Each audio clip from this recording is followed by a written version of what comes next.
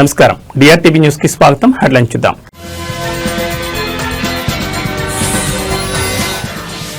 ముంబైలో మంత్రి లోకేష్ పర్యటన, పారిశ్రామికవేత్తలతో వరుస భేటీలు.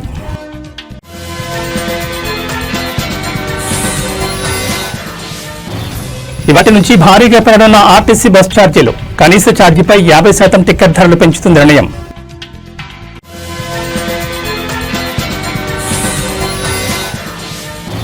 ఏఐ ప్రోగ్రామింగ్ లో ఖమ్మం యువతి సత్తా, ప్రధాని చేతుల మీదుగా అవార్డు.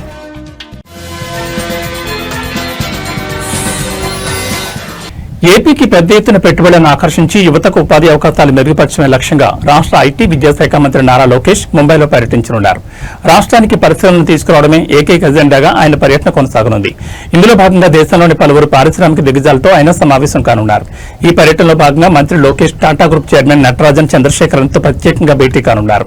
వీరితో పాటు ట్రాఫిక్గా CEO Sachin Gupta, ESR group India investment head Saadat Shah, HP INC senior vice president Ipsita Das Gupta, Blue Star Limited deputy chairman Veer Advani వంటి ప్రముఖులతో లోకేష్ చర్చలు జరపనున్నారు. రాష్ట్రంలో పెట్టుబడులకు ఉన్న అనుకూలతలు, ప్రభుత్వ విధానాలను ఆయన వారికి వివరించనున్నారు. అలాగే ఈరోజు సాయంత్రం ముంబైలో జరగనున్న 30వ సిఐఐ పార్ట్నర్షిప్ సమ్మిట్ రోడ్ షోలో కూడా మంత్రి లోకేష్ పాల్గొంటారు. ఈ కార్యక్రమం ద్వారా రాష్ట్ర ప్రభుత్వ పారిశ్రామిక విధానాలను మరింత మందికి చేరువ చేయనున్నారు. వచ్చే నవంబర్ నెలలో విశాఖపట్నం వేదికగా జరగనున్న ప్రతిష్టాత్మక పార్ట్నర్షిప్ సమ్మిట్ లో పాల్గొనాల్సిందిగా మంత్రి లోకేష్ ఈ సందర్భంగా పారిశ్రామికవేత్తలను స్వయంగా ఆహ్వానించనున్నారు. ఏపీని పారిశ్రామిక హబ్ గా తీర్చిదిద్దేందుకు ప్రభుత్వం చేపడుతున్న చర్యల్లో భాగంగా ఈ పర్యటన ఎంతో కీలకమైనదిగా భావిస్తున్నారు.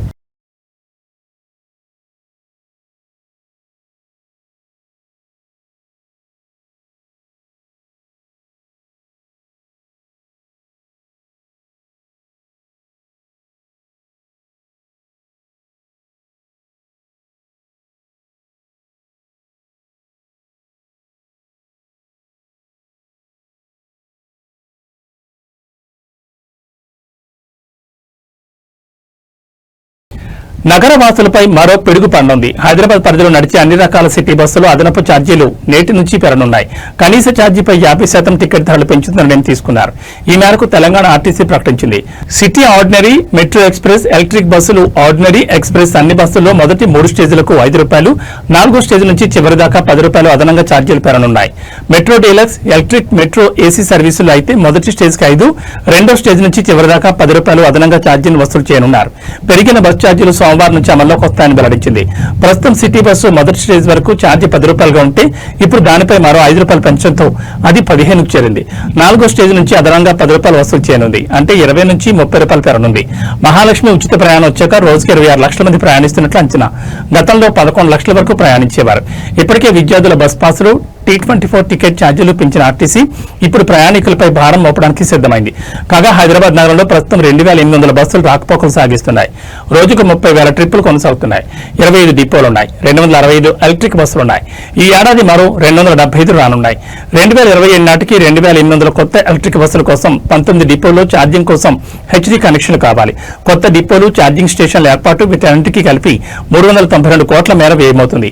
ఇప్పుడున్న పరిస్థితుల్లో ఈ ఆర్థిక భారాన్ని మోయలేక సిటీ బస్సులు ఛార్జీని పెంచినట్లు ఆర్టీసీ స్పష్టం చేసింది.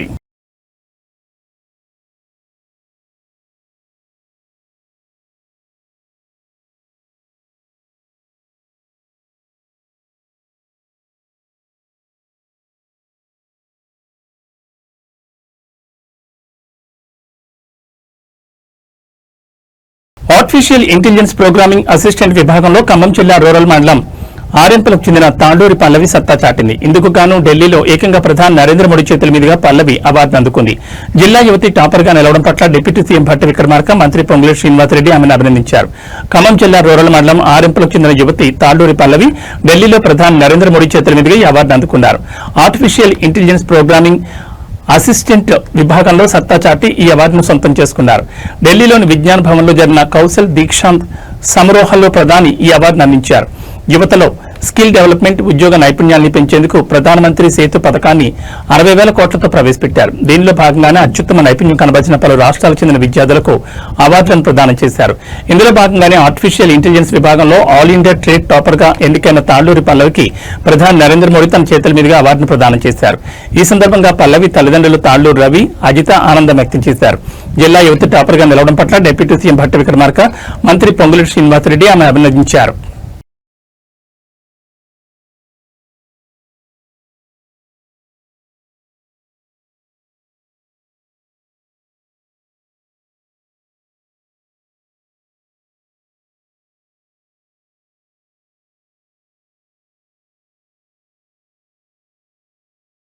దసరా సందర్భంగా తెలంగాణలో రికార్డు స్థాయిలో మద్యం అమ్మకాలు జరిగాయి. నిన్న అక్టోబర్ 2 గాంధీ జయంతి రోజునే దసరా పండుగ రావడంతో లిక్కర్ సేల్స్ తగ్గుతాయేమో అనుకున్నారు. అయినా సరే ముందుగానే కొనుక్కుని పెట్టుకున్న మద్యంతో మందుబాబులు దసరా ధమాకా జరుపుకున్నారు. డబుల్ కిక్ ఇచ్చేలా సాగిన లిక్కర్ సేల్స్ డ్రై డే నాడు కూడా కిక్ ఎక్కించాయి. అక్టోబర్ 2 గాంధీ జయంతి సందర్భంగా మద్యం అమ్మకాలతో పాటు మాంసం దుకాణాలు కూడా బంద్ అయ్యాయి. దీని ఎఫెక్ట్ దసరా పండుగపై పడింది. అక్టోబర్ 2 గాంధీ జయంతితో పాటు దసరా పండుగ కూడా వచ్చింది.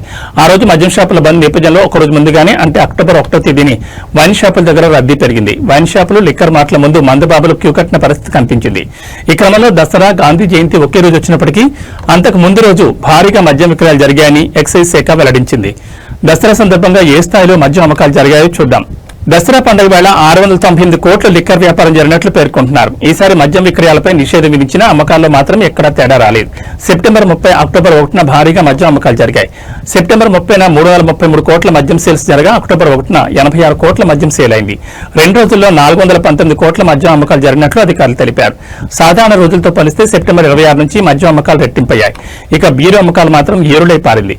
3 రోజుల్లో 6.71 లక్షల లిక్కర్ కేసులు, 7.22 లక్షల బీర్ కేసులు అమ్మకాలు జరిగినట్లు అధికారులు తెలిపారు. గత సంవత్సరంతో పోలిస్తే 7% పైగా మద్యం సేల్స్ పెరిగాయి. ప్రొహిబిషన్ అండ్ ఎక్సైజ్ శాఖకు గత సంవత్సరంతో పోలిస్తే ఈ దసరాకి 7% మద్యం సేల్స్ పెరిగినట్లు అధికారులు తెలిపారు. గత సంవత్సరంతో పోలిస్తే ఈ సంవత్సరం మద్యం సేల్స్ పెరగడంతో ఎక్సైజ్ శాఖకు కొంత మేరకు ఊరటనిచ్చింది.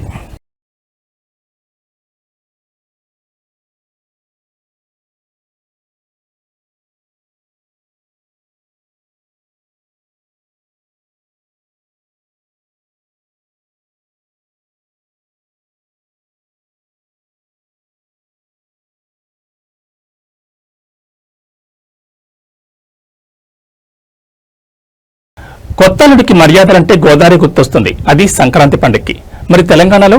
అవును, ఈ డౌట్కు ఫుల్ స్టాప్ పెడుతూ ఓ అత్తమామ తన కొత్తల్లుడికి భారీ విందు భోజనం ఏర్పాటు చేశారు. అది కూడా తెలంగాణ అతిపెద్ద పండుగ దసరా రోజున. వనపర్తి జిల్లా కొత్తకోట పట్టణానికి చెందిన గుంత సహనా సురేష్ దంపతుల కూతురు సింధును గత నెలలో వరంగల్ పట్టణానికి చెందిన లిఖిత్కిచ్చి వివాహం జరిపించారు. పెళ్లైన తర్వాత మొదటి పండుగ విజయదశమికి అల్లుడు ఇంటికి రాగా పసందైన వంటలతో కొత్తల్లుడికి విందు భోజనం ఏర్పాటు చేయాలని భావించారు. ఈ క్రమంలో మర్యాదల్లో గోదావరి జిల్లాల వారికి ఏమాత్రం తీసుకోకుండా ఏర్పాట్లు చేశారు. తెలంగాణ ప్రాంతానికి చెందిన 101 రకాల పిండి వంటలతో విందు భోజనం సిద్ధం చేశారు. భారీ అరిటాకులో వంటకాలను వడ్డించి విందు భోజనం పెట్టారు. ముందే తెలివిలో చతురుడైన అల్లుడు దసరాకు సరదాగా మామగారిని ఆట పట్టించాలని అన్ని ఒక్కొక్కటిగా లెక్కించడం మొదలుపెట్టారు. తీరా చూస్తే 101కి బదులుగా 100 రకాల పిండి వంటలు మాత్రమే ఉన్నాయి. మామను ఎలాగైనా సరదాగా ఆట పట్టించాలనే ఉద్దేశంతో ముందుగా చెప్పినట్లుగా 101 రకాలు కావాల్సిందేనని పట్టుబట్టాడు. లేని పక్షంలో తులం బంగారం ఇవ్వాలని మారం చేశాడు. దీంతో అల్లుడు అడిగిన మొదటి కోరికను అడిగిందే తడవుగా తులం బంగారం ఇవ్వక మామగారికి తప్పలేదు. ఈ మామ అల్లుడి సరదా కొత్త అల్లుడి విందు భోజనం కొత్తకోటలో అందరినీ ఆకట్టుకునేలా చేసింది. ప్రతి ఇంట్లో అందరూ ఇలా సరదాగా పండుగలు జరుపుకుంటే బంధాలకు విలువ పెరుగుతుందని చెప్పుకుంటున్నారు.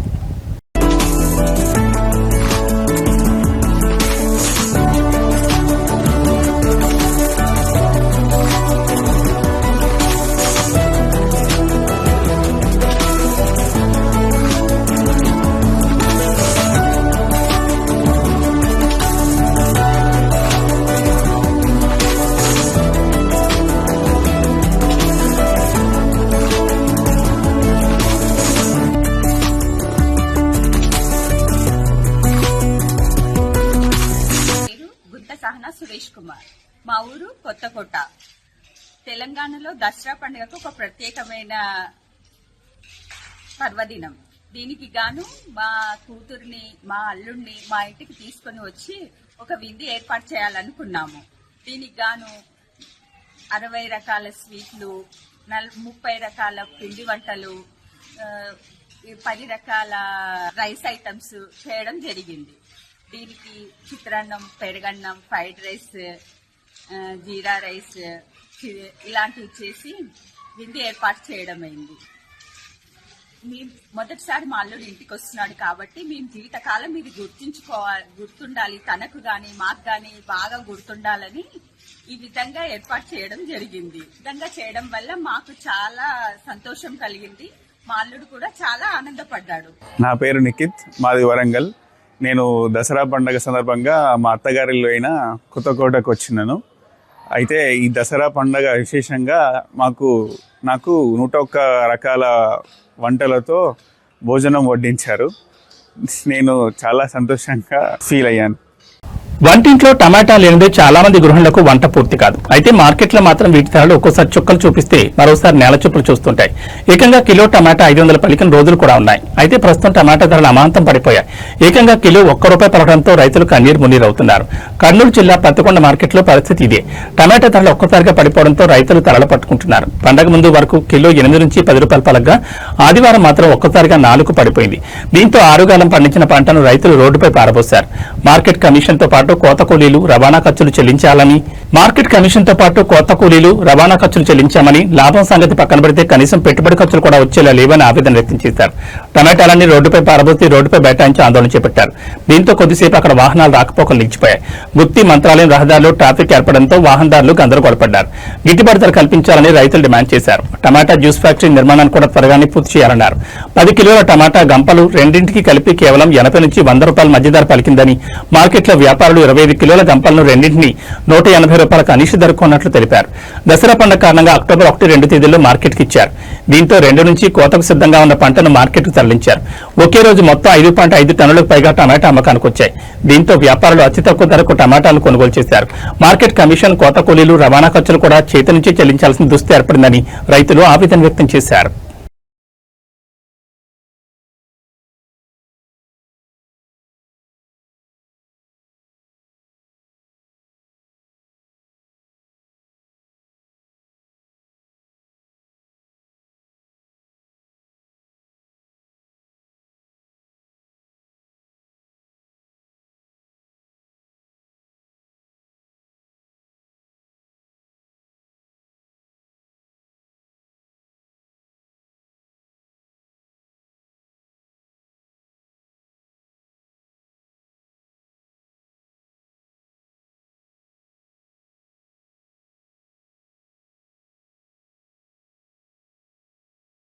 ఎల్బీ నగర్ మెట్రో స్టేషన్ వద్ద భారీగా ట్రాఫిక్ జామ్ ఏర్పడింది. దసరా తర్వాత సొంత ఊళ్ల నుంచి అందరూ సిటీకి చేరుకున్నారు. అనంతరం ఎక్కువ సంఖ్యలో ప్రయాణికులు మెట్రోలో ప్రయాణించేందుకు ఆసక్తి చూపించడంతో మెట్రో స్టేషన్ వద్ద భారీగా సందడి నెలకొంది.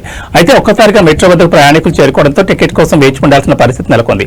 రద్దీ ఎక్కువగా ఉండడంతో మెట్రో రైలు సిబ్బంది ప్రయాణికులను క్యూ పద్ధతిలో పంపిస్తున్నారు. ఈ క్రమంలో కిలోమీటర్ మేర ప్రయాణికులు లైన్ కట్టిన పరిస్థితి. క్యూ లైన్ల నుంచి ప్లాట్ఫామ్ చేరుకోవడానికి దాదాపు 2 గంటలు పడుతోంది. ఈ కారణంగా మెట్రో సిబ్బంది తీరుపై ప్రయాణికులు అసహనం వ్యక్తం చేస్తున్నారు. మరోవైపు విజయవాడ, హైదరాబాద్ జాతీయ రహదారిపై వరుసగా 2వ రోజు భారీగా ట్రాఫిక్ జామ్ ఏర్పడింది. నల్గొండ జిల్లా చిట్యాల నుంచి పెదకాపర్తి వరకు సుమారు 4 కిలోమీటర్ల మేర రాకపోకలు స్తంభించిపోయాయి. దీంతో వాహనాలు నెమ్మదిగా కదులుతున్నాయి. పెదకాపర్తి, చిట్యాల వద్ద వంతెన నిర్మాణ పనుల వల్ల ఈ సమస్య ఏర్పడింది. దసరా సెలవుల తర్వాత ప్రయాణికులు నగరబాటు పట్టడంతో వాహనాల రద్దీ నెలకొంది. ఇక పతంగి టోల్ ప్లాజాతో పాటు చౌటుప్పల్, దండు మల్కాపురం వద్ద వాహనాలు నెమ్మదిగా కదులుతున్నాయి. పోలీసులు వాహనాల రద్దీని క్రమబద్దీకరించే ప్రయత్నం చేస్తున్నారు. ఎల్బీ నగర్, చింతలకుంట నుంచి కొత్తపేట వరకు భారీగా ట్రాఫిక్ జామ్ ఏర్పడింది. చింతలకుంటపై వంతెనపై ట్రావెల్స్ బస్సులు నిలిచిపోయాయి. ట్రాఫిక్ జామ్ కారణంగా కార్యాలయాలకు వెళ్లే ఉద్యోగులు ఇబ్బందులు పడుతున్నారు.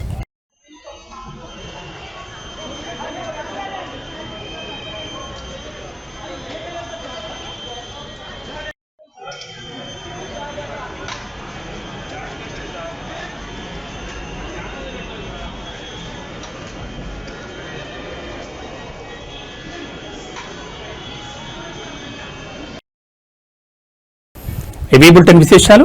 నమస్కారం.